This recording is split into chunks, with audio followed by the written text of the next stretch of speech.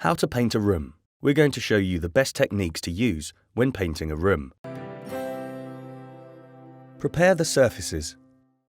In order to get the best finish, it's crucial that you have properly prepared the surfaces that you plan to paint before you start painting. If you haven't done this yet, watch our videos, how to prepare walls and ceilings for painting, and how to prepare interior woodwork for painting. It's also worth completely emptying the room before you start, as this will make the job of painting much easier. If you can't remove the furniture, move it to the middle of the room and cover it well with protective sheets. When choosing paint, bear in mind that there is a wide range of paint types that each give a different finish, so please visit our website or ask in store for more details. Measure the area to paint. Before buying your paint, make sure you measure your walls and ceiling. Don't worry about subtracting doors and windows, as it's always good to have a bit more than you think you need. Check the paint packaging to see how much to buy to cover your surface areas. Make sure you buy each type of paint in one go to ensure it's from the same batch, as there can be very slight differences in colour. Paint the undercoat of the walls. Begin by protecting fittings such as light switches, sockets, and any woodwork that you're not planning to paint with masking tape, leaving an overhang to protect it from drips as much as possible. Using a roller and a brush for cutting in, apply the undercoat of white emulsion on the walls before you apply your top coat. For dark-coloured walls, it's best to use 2 coats of white emulsion. However, 1 coat would be sufficient for walls previously painted with a light colour.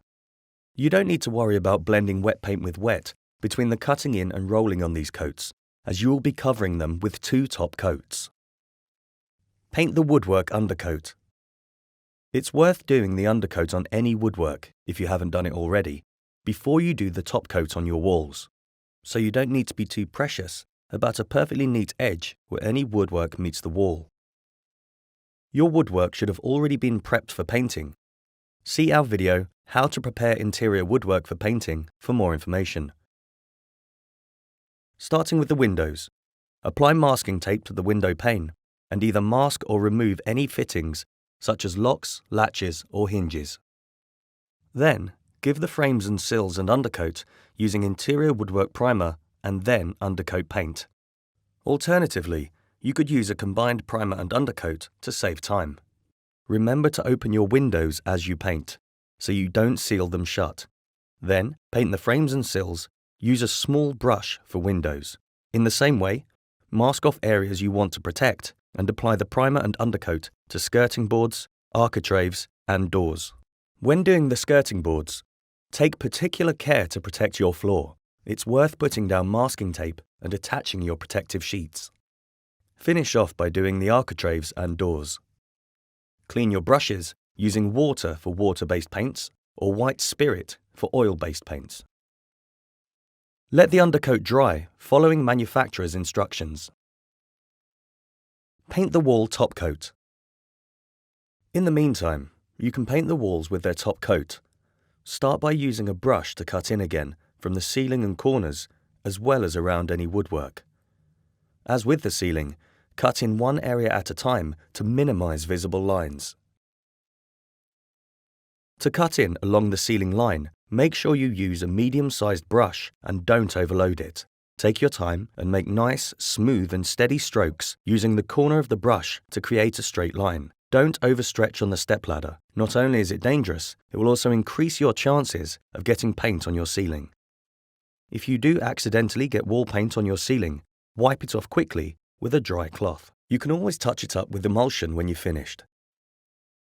When you're done with the cutting in, use a roller to fill the main body of the wall.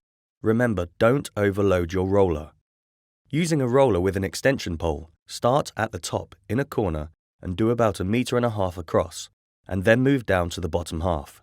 As with the ceiling paint, roll with a mixture of up and down and W motions to avoid getting visible lines. This will minimize stripes and ensure good coverage. Paint entire walls in one go to avoid marks where the paint has dried at different times. For an even professional finish, give each wall 2 coats. Make sure that the first coat is completely dry before moving on to the second. Paint the woodwork top coat. All that's left to do now is to put the top coats on your woodwork. It's best to put 2 coats on woodwork for a longer lasting and more protective finish. We would recommend using a water-based product as they are quick drying, don't smell like solvent-based paint, and the white options don't yellow. We're using a gloss paint as our top coat, which will give a shiny finish. You can opt for a satin, eggshell, or matte finish, but it's all down to personal preference.